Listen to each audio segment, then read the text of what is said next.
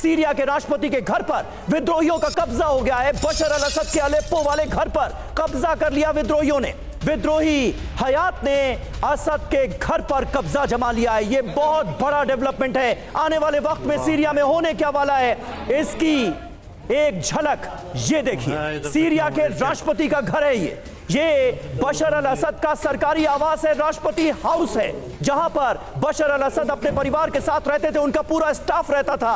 अब विद्रोही हयात के लड़ाके राष्ट्रपति के इस घर में दाखिल हो चुके हैं, आवास में दाखिल हो चुके हैं, और जिसकी जो मर्जी हो रही है वो यहां पर कर रहा है। ये देखिए किस तरह से इस पूरे घर पर, आवास पर विद्रोहियों का कब्जा हो चुका है।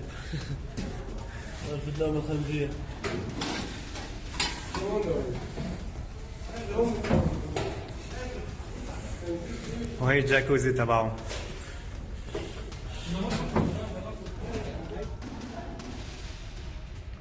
और सीरियाई विद्रोहियों का अलेप्पो हवाई अड्डे पर कब्जा। 5 और L-39 एल्बर्ट्रॉस विमानों पर कब्जा कर लिया है और अब तक कुल 11 विमानों पर विद्रोहियों का कब्जा है।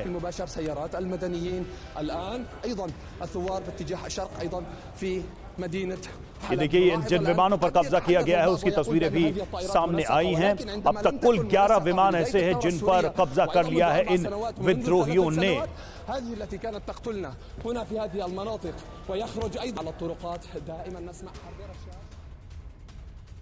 तो देखिए विद्रोहियों पर सीरियाई सेना का हमला भी हुआ है। उत्तरी अलेप्पो में विद्रोहियों को बनाया गया निशाना। बशर अल असद की सेना कई जगहों पर विद्रोहियों का सामना करता हुए नजर आ रही है, लेकिन सेना पर भारी पड़ रहे हैं विद्रोही। विद्रोही लड़ाकों ने अलेप्पो के ज्यादातर जो अहम संस्थान थे उन पर कब्जा जमा लिया है और कई जगहों पर सीरियाई सेना से विद्रोहियों की जंग चल रही है।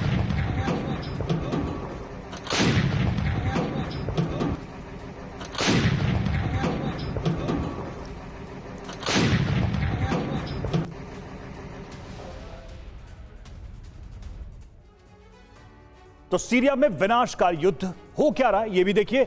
विद्रोही हयात और सीरिया की सेना में युद्ध चल रहा है। सीरिया में कई जगह दोनों में भीषण जंग चल रही है। अलेप्पो पर हयात के लड़ाकों का कब्जा और ज्यादातर हिस्सों पर जमाया है इन्होंने अपना कब्जा। जी हां, यहां तक कि अलेप्पो एयरपोर्ट पर भी हयात ने कब्जा कर लिया है। एयरपोर्ट भी अब विद्रोहियों के कब्जे में है।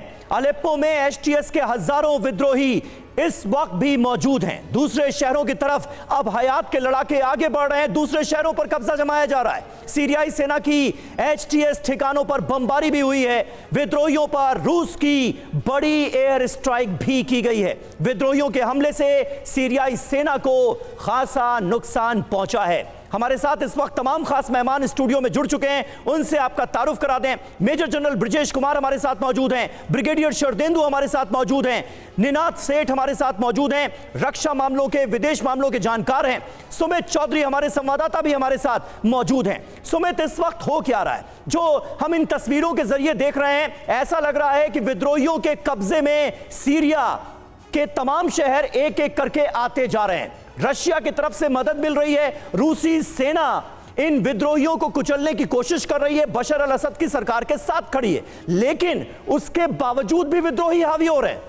समीर देखिए, अगर आप सिचुएशन को समझे तो आप देखिए कि जैसे ही हिजबुल्ला के साथ सीज फायर की बातचीत इजराइल की तरफ से शुरू हुई तो इजराइल का सबसे ज्यादा फोकस इस समय था सीरिया पर, और सिर्फ इजराइल का नहीं था, अमेरिका का भी था। लेकिन अमेरिका और इजराइल के लिए सबसे बड़ी दिक्कत यह है कि खास तौर पर जो नॉर्थ वेस्टर्न के एरिया है सीरिया के, वो पूरी तरीके से रशिया और ईरान के हाथ में है। वहीं से हिजबुल्ला को बड़ा सपोर्ट सिस्टम पहुंचता है। लेकिन 27 नवंबर के बाद एकाएक बड़े ऑपरेशन शुरुआत हो गई। खास तौर पर एचटीएस की आप बात कर रहे हैं, लगातार हम कुर्दिश फोर्सेस की बात कर रहे हैं, लगातार इन इलाकों में बहुत ज्यादा तेजी से सक्रिय हो गई हैं।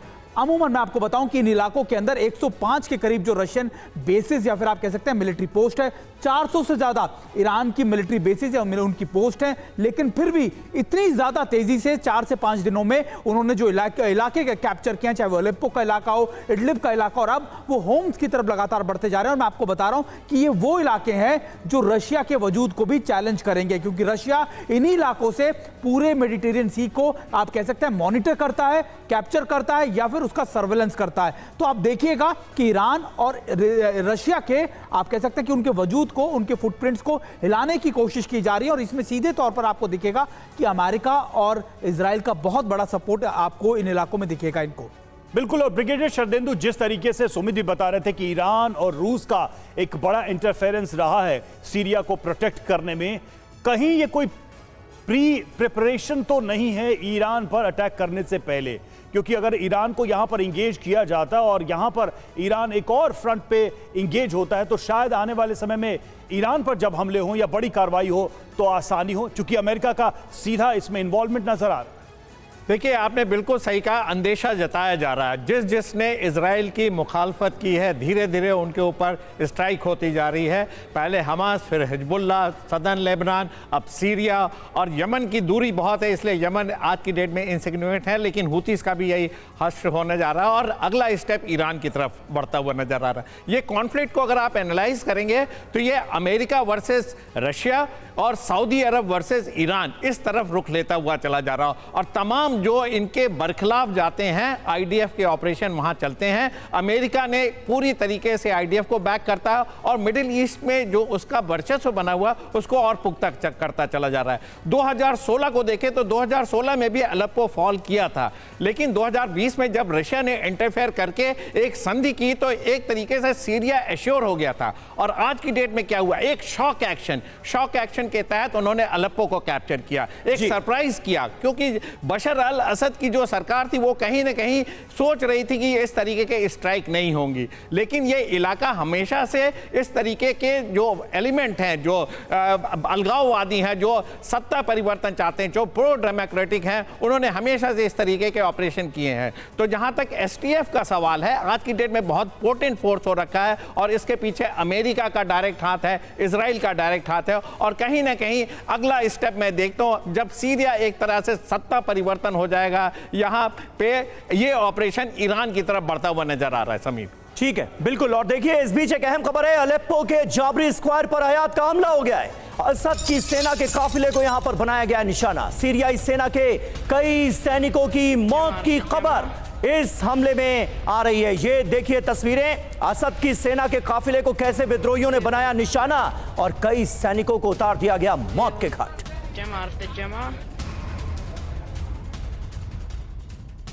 और इधर अलेप्पो प्रांत का बनाया गया है नया गवर्नर। पहली बार अपने ऑफिस में दिखे नए गवर्नर। अलेप्पो पर सीरियाई विद्रोहियों ने किया है कब्जा और उसके बाद नए गवर्नर की नियुक्ति हुई।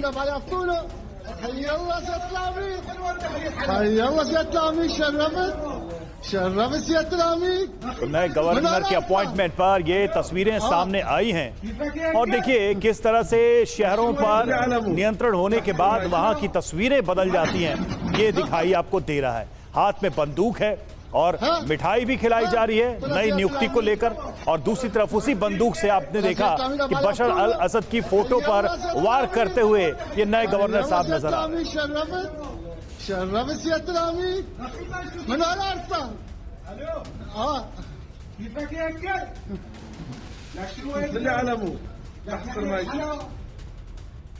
तो पूरी तरह से अराजकता का माहौल इस वक्त सीरिया में नजर आ रहा है। सीरिया में हयात ने अगर यह कहा जाए कि कोहराम मचा दिया है तो गलत नहीं होगा। बड़ी बात क्या है देखिए, वो अब आपके सामने रखते हैं। अलेप्पो पर विद्रोहियों का पूरी तरह से कब्जा हो गया है और सीरिया के अलग अलग शहरों को विद्रोही अपनी जद में लेते नजर आ रहे हैं। आपने देखा किस तरह से गवर्नर के दफ्तर पर कब्जा किया जाता है और हाथों में राइफल लिए एक शख्स गवर्नर की कुर्सी पर बैठ जाता है। बशर अल असद की तस्वीर जो वहां पर लगाई गई थी उसे गिराकर फेंक दिया जाता है। यह स्थिति है इस वक्त सीरिया के अलग अलग शहरों की। अलेप्पो पर विद्रोहियों का कब्जा हो चुका है। 50 इलाकों पर कब्जे का इन्होंने दावा कर दिया है। अलेप्पो को के बाद अब हमा की तरफ आगे बढ़ रहे हैं विद्रोही। हमा में कई इलाकों पर विद्रोहियों ने कब्जा जमा लिया है। अब पश्चिमी जिलों तक पहुंचे विद्रोहियों की फोर्स के बेस पर भी कब्जे की खबर सामने आ रही है। यानी कई ऐसे सीरियन फोर्सेस के बेस हैं जिन पर कब्जा जमा लिया गया है। कल ही हमने आपको तस्वीर दिखाई थी कि एक एयरबेस पूरी तरह से विद्रोहियों के कब्जे में आ गया और जो फाइटर जेट्स वहां पर खड़े हुए थे, पार्क किए गए थे, उनको अपने कब्जे में विद्रोहियों ने ले लिया। कई जगहों पर असद की सेना पिछड़ रही है।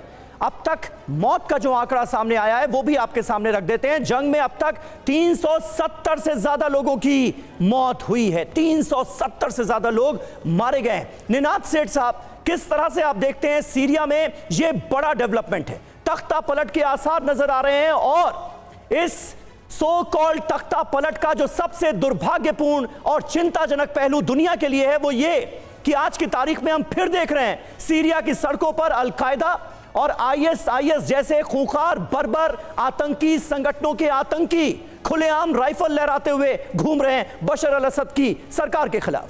आपने बिल्कुल ठीक कहा, ये जो है एक सीरिया के गृह युद्ध का ही एंगल है। शिया सुन्नी एंगल सबसे बड़ा है। एक सुन्नी काउंटर अटैक हुआ है जो ईरान के प्रॉक्सीज थे और जो बशर अल को सपोर्ट कर रहे थे, उनके लिए खतरनाक अचानक हार हुई है। इसमें तीन पहलू हैं। पहली बात, ये शम्स तहरीर जो ग्रुप है वो आईसिस का हिस्सा, इस्लामिक स्टेट का हिस्सा है। इसका मतलब दुनिया भर के लिए खतरा है, सिर्फ सीरिया के लिए, ईरान के लिए और सॉरी इजराइल के लिए, अमेरिका के लिए नहीं है, पूरी दुनिया के लिए खतरा है। दूसरा एस्पेक्ट इसमें यह है कि इजराइल सीरिया में आप जीत सकते हैं पर सीरिया को होल्ड करना बड़ा मुश्किल होता है। पहले भी उन्होंने अलोपो में जीत दायर की थी 6 साल पहले और वो हार गए थे। तो सीरिया की जो टोपोग्राफी है, सीरिया का जो बैलेंस ऑफ पावर है वो ऐसा है कि जरूरी नहीं है कि अभी वो जीते हैं तो वो राज भी कर सकेंगे। मुझको लगता है कि अगले 48 घंटे बड़े जरूरी है, क्योंकि हामा प्रोविंस में अगर वो जीते हैं तो रूस की जो नौसेना है उसके युद्धपोत वहां खड़े हैं, उनको कट ऑफ कर सकते हैं। तीसरी बात यहाँ पे ये होगी कि इजराइल के लिए भी बहुत ज्यादा खतरा है कि इस्लामिक स्टेट इतने उनके करीब हैं, तो मुझको लगता है कि इजराइल अब अपने काउंटर स्ट्राइक्स शुरू करेगा अमेरिका के साथ।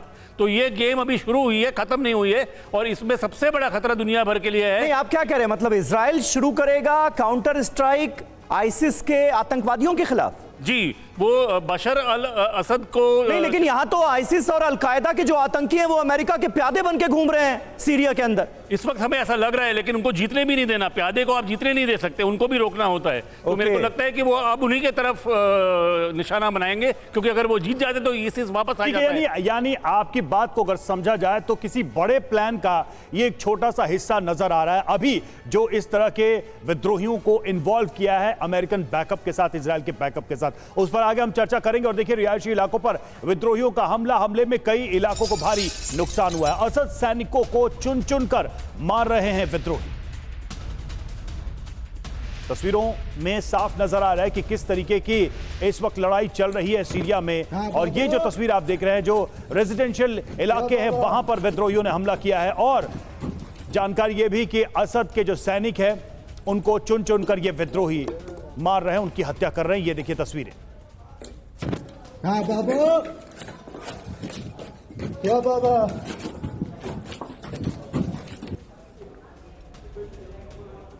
और देखिए, अहम खबर आ रही है, विद्रोहियों का कुवैत सैन्य हवाई अड्डे पर कब्जा हो गया है। अबाबिल 3 ड्रोन समेत कई हथियारों को यहां पर विद्रोहियों ने अपने कब्जे में ले लिया है। ये देखिए तस्वीरें, किस तरह से जो एयरबेस है वो पूरी तरह से विद्रोहियों के कब्जे में आ गया है। यहां पर जो लड़ाकू विमान थे उन्हें अपने कब्जे में ले लिया गया है, हवाई अड्डे पर कब्जा हो गया है, और अबाबिल 3 ड्रोन समेत कई हथियारों को विद्रोहियों ने अपने कब्जे में ले लिया है। अल्लाहु अकबर, हक التحرير والبناء من داخل مطار كويرس العسكري منظومات دفاع جوي الله أكبر والعزة لله الله أكبر والعزة لله بناء من داخل مطار كويرس العسكري।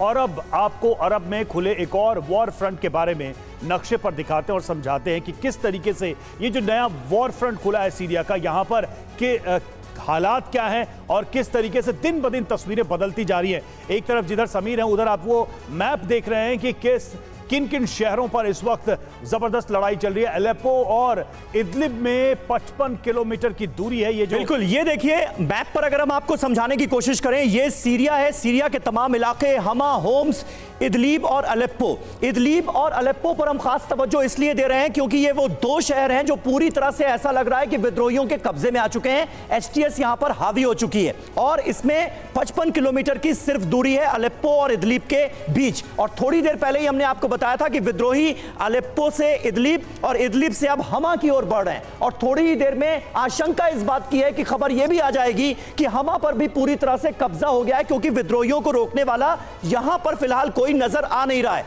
हमा और उसके बाद होम्स, यानी जो सीरिया के तमाम बड़े शहर हैं, उन पर हमले और कब्जे के इरादे से विद्रोही आगे बढ़ते नजर आ रहे हैं। बिल्कुल, और देखिए 100 किलोमीटर के दायरे में अभी युद्ध जारी है, जैसा कि समीर भी आपको मानचित्र में दिखा रहे थे कि अलेप्पो, इदलिब, हमा, होम्स, ये पूरा का पूरा एरिया जो है लगभग 100 किलोमीटर के रेडियस में वॉर चल रहा है। और दक्षिण में हमा की ओर विद्रोही बढ़ चुके हैं। वो मानचित्र में भी आपको नजर आ रहा होगा हमा की तरफ मूवमेंट किस तरह से है। सीरिया का चौथा सबसे बड़ा शहर है हमा, जहां पर विद्रोही बढ़ चुके हैं, और वहां पर भी कुछ समय बाद हम देखेंगे कि किस तरह से लड़ाई की जंग की तस्वीरें सामने आ रही हैं। ब्रजेश सर, सवाल वहीं पे जहां से बात छूटी थी वहीं से मैं उठाना चाहूंगा और आपसे समझना चाहूंगा, क्या किसी बड़े प्लान का एक हिस्सा है सीरिया में अभी जो मौजूदा टेंशन है वो?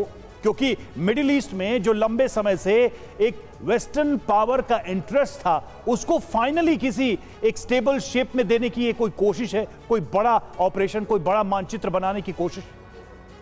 रवि, ये आपका प्रश्न बहुत ही लाजमी है, लेकिन मेरा मानना ये है कि एक नया फ्रंट को खोलना सीरिया में, जबकि इजराइल और क्या कहते हैं हमास के बीच की लड़ाई या ईरान के बीच की लड़ाई और यूक्रेन वॉर चल रहा है, क्या दुनिया जब एक लड़ाई रोकने की कोशिश कर रही है, इस लड़ाई को सपोर्ट करेगी? शायद हाँ या ना कहना मुश्किल है, मगर इस जगह की जो कैनवस है बहुत ही विचित्र है। अगर आप देखेंगे सीरिया में 1971 से लेकर के पिताजी पहले और बाद में उनके पुत्र जो अभी शासक हैं उनका रूल रहा है।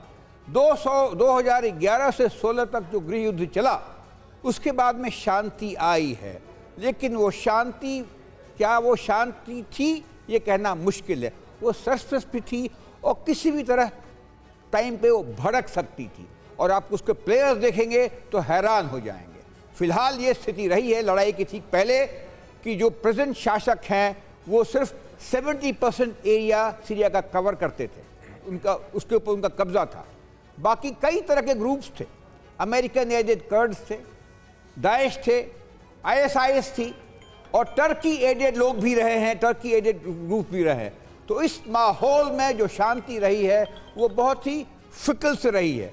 और अभी ये देखा गया है जो लोग हफज को सपोर्ट कर रहे थे वो ईरान थे, हिजबुल्लाह थे और खुद उनकी फौज थी। जब हिजबुल्लाह कमजोर हुई है तो हौसला इंसर्जेंट का बढ़ा है, और वो मिल करके फिर उन्होंने ठानी है अलेप्पो में लड़ाई करनी। ये कितना बड़ा है या कितना छोटा है, क्या स्वरूप लेगा, कहना अभी थोड़ा मुश्किल है। लेकिन एक चीज तो साफ है, दो फ्रंट खुल गए हैं, शिया और सुन्नी का, और दूसरा रशिया, ईरान और सीरिया का अगेंस्ट द वेस्ट। इसमें देखेंगे जो टर्की कभी रशिया के साथ होता है, कभी रशिया का अमेरिका के साथ होता है। तो माहौल थोड़ा कॉम्प्लेक्स है एट मैक्रो लेवल। लेकिन ये जो लड़ाई चल रही है इसके संकेत अच्छे नहीं हैं आजकल के ज़माने में, और क्या रुख लेता है उसके ऊपर भी कहना उतना आसान नहीं है। थोड़ा समय लेंगे और बताएंगे शायद कुछ समय के साथ क्या इसका माजरा क्या है। जब ठीक है, लेकिन फिलहाल माजरा तो यह समझ में आ रहा है सर कि अमेरिका और तुर्की एक प्लेटफॉर्म पर खड़े हुए हैं, रशिया और ईरान एक प्लेटफॉर्म पर खड़े हुए हैं, और वो सीरिया की बशर अल असद की सरकार के साथ हैं। लेकिन आने वाले वक्त में क्या होने जा रहा है सीरिया के अंदर, मंशा अमेरिका की क्या है, मंशा तुर्की की क्या है, इस पर भी करेंगे बात। लेकिन जश्न के दौरान रूसी सेना का देखिए हमला हुआ है, रूस के सीधे हमले का वीडियो सामने आया है। रूस की डायरेक्ट इन्वॉल्वमेंट है सीरिया में, और रूस पूरी तरह से बशर अल असद की सरकार के साथ खड़ा है, सेना के साथ खड़ा है। अलेप्पो में विद्रोही दरअसल जश्न मना रहे थे, और उसी वक्त रूस की सेना ने बड़ा हमला करके कई विद्रोहियों को मौत के घाट उतार दिया है। ये देखिए तस्वीर।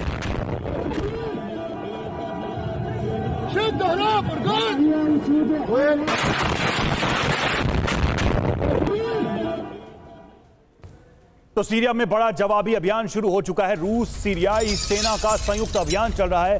पूर्वी इदलिब के इलाकों पर बारूदी बौछार की गई है। विमान से ग्रामीण इलाकों में गोला बारूद बरसाया गया। विद्रोहियों के ठिकानों को निशाना बनाया जा रहा है।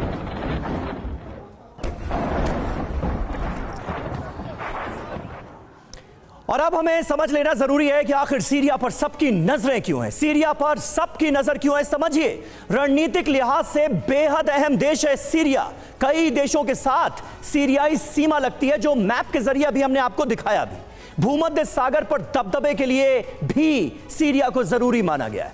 ईरान के सीरिया में 450 से ज्यादा सैन्य पोस्ट हैं। यानी आप सोचिए कि ईरान का कितना कुछ यहां स्टेक पर लगा हुआ है। रूस के सीरिया में 160 से ज्यादा सैन्य पोस्ट मौजूद हैं। हमारे सहयोगी सुमित चौधरी हमारे साथ मौजूद हैं। सुमित, हिजबुल्लाह की ताकत क्या थी, आज की तारीख में हिजबुल्लाह क्या रह गया है, आप बखूबी समझते हैं। क्या यह एक बड़ी वजह है ईरान का कंपैरेटिवली कमजोर होना, हिजबुल्लाह की ताकत का कम होना और सीरिया में एक बार फिर विद्रोहियों और आईसिस अलकायदा के आतंकियों का सिर उठाना, अमेरिका का उसे साथ मिलना? कैसे आप इस पूरी पोजीशनिंग को बयां करेंगे? समीर, आपने वैसे तो समीकरण बहुत क्लियरली बता दिया, लेकिन सबसे इंपॉर्टेंट बात ये, सीरिया ईरान के लिए एक ऐसा आप कह सकते हैं कि एक प्रैक्टिस ग्राउंड था जहां से लगातार वो इजराइल पर, मेडिटेरियन सी के अंदर या दूसरे देशों के अंदर आराम से अपने अपने अपने जो प्लेयर्स हैं, प्रॉक्सीज हैं, उनको ना सिर्फ उनको ट्रेन करता था, उन तक आर्म्स एंड एम्युनिशंस के रूट तक डिसाइड करता था। और इसमें बहुत बड़ा सपोर्ट रशिया का भी था। रशिया खासतौर पर आपने होम्स और आपने दूसरी जगह बताई, इन इलाकों के आसपास रशिया ने बहुत बड़े बड़े नेवल बेस बना रखे हैं अपने। और अभी इंपॉर्टेंट ये हुआ है कि इजराइल और अमेरिका को ये समझ में आ गया कि अगर उन्होंने सीधे तौर पर सीरिया के अंदर बड़ी एयर स्ट्राइक्स की तो निश्चित तौर पर उनके ऊपर सवाल खड़े होंगे। तो ऐसे में एक ऐसी सिचुएशन, एक ऐसी चीजें प्रोवाइड की जाए ताकि आराम से उनको उन इलाकों के अंदर टारगेट किया जा सके। और यही वजह है कि आप देखिए, असद सरकार के ऊपर चैलेंज भले ही बन रहा हो, लेकिन सीधे तौर पर अमेरिका का इन्वॉल्वमेंट वहां पर आपको दिख रहा है, टर्की का इन्वॉल्वमेंट आपको दिख रहा है। और सीधे तौर पर आप ये भी देखिएगा कि इनका पूरा फोकस होगा ईरान के प्रॉक्सीज, या आप हिजबुल्लाह कह लीजिए, दूसरे प्रॉक्सीज कह लीजिए, उनको टारगेट करना, उन इलाकों से साफ कर देना, जो सीधे तौर पर इजराइल नहीं कर पा रहा था। तो एक तरीके का ये सारा सपोर्ट सिस्टम सिर्फ और सिर्फ इजराइल ने, आप कह सकते हैं कि ईरान को या फिर हिजबुल्लाह को खात्मे के लिए किया है। और आप मान के चलिएगा कि बहुत जल्दी आप अलेप्पो, इडलिब, होम्स और इन इलाकों के अंदर आप देखेंगे कि बहुत तेजी से ये रेजिस्टेंस फोर्सेस बहुत इलाकों को कैप्चर कर बैठेंगी। बिल्कुल। और देखिए, रूसी सेना ने विद्रोहियों के ठिकानों पर बमबारी की है। रूसी वॉर प्लेन ने एचटीएस लड़ाकों को टारगेट किया है और इदलिब में एचटीएस लड़ाकों पर हवाई हमले किए गए हैं।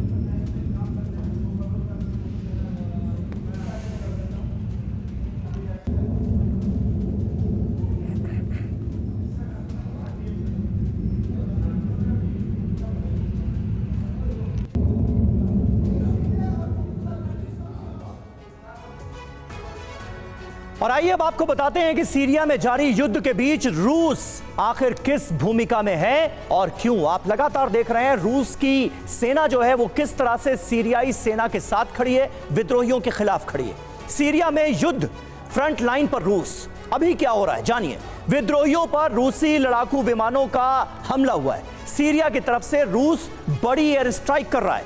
अलेप्पो में हयात के खिलाफ रूस की सेना ने बड़ा एक्शन लिया है। इदलिब, हमा के कई इलाकों को बनाया है निशाना।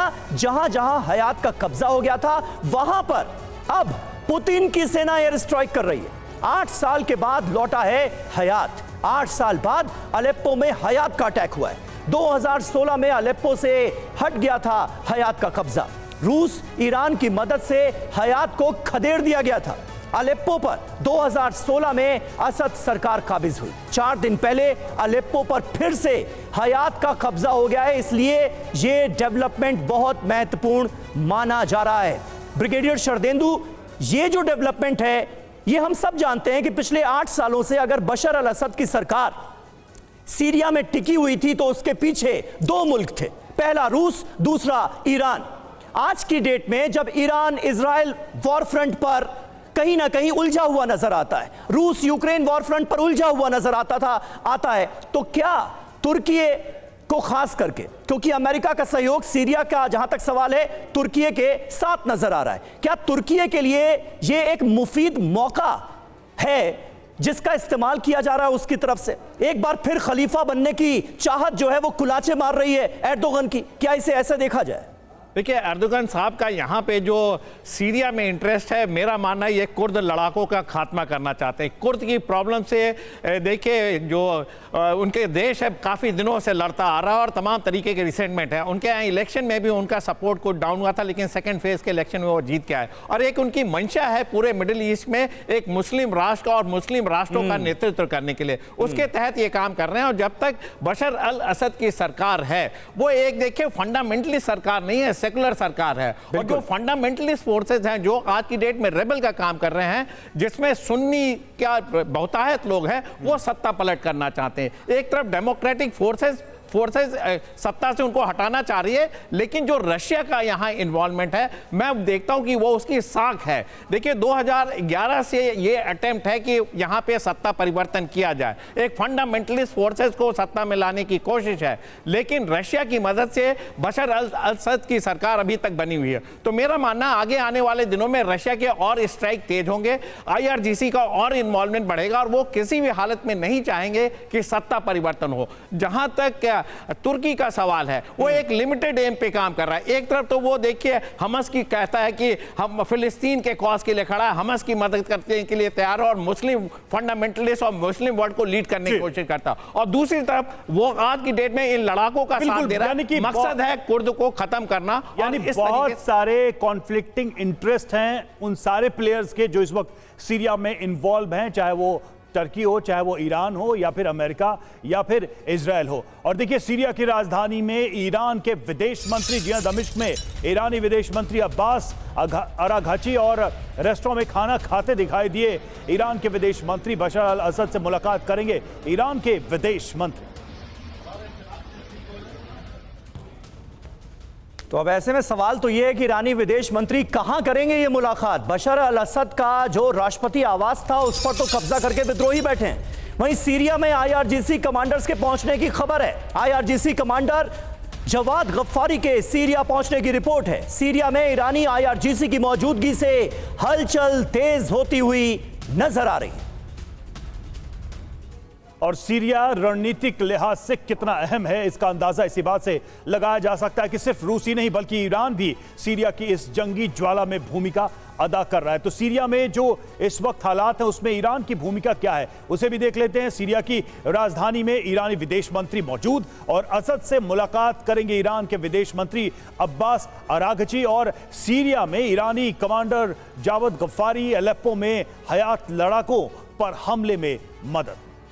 जी हां, इदलिब में भी हयात लड़ाकों को खदेड़ने में ये शामिल हैं। तो कुल मिलाकर आप देखिए सीरिया में जंगी ज्वाला कैसे भड़कती जा रही है और निश्चित तौर पर ईरान और रूस की बड़ी भूमिका यहां पर नजर आ रही है। वो मुल्क जो कि बशर अल असद के साथ खड़े हैं, सीरियाई सेना के साथ खड़े हैं। सीरियाई विद्रोहियों का अलेप्पो के कई इलाकों पर कब्जा हो गया है। दक्षिण पूर्व में अल सफीरा पर कब्जा कर लिया गया है। सेना के बख्तरबंद वाहनों पर भी विद्रोहियों ने कब्जा जमा लिया है। ये देखिए तस्वीरें, दक्षिण पूर्व में अल सफीरा पर भी विद्रोहियों का कब्जा हो गया है और यहां पर सेना के टैंकों के ऊपर चढ़े नजर आ रहे हैं विद्रोही लड़ाके।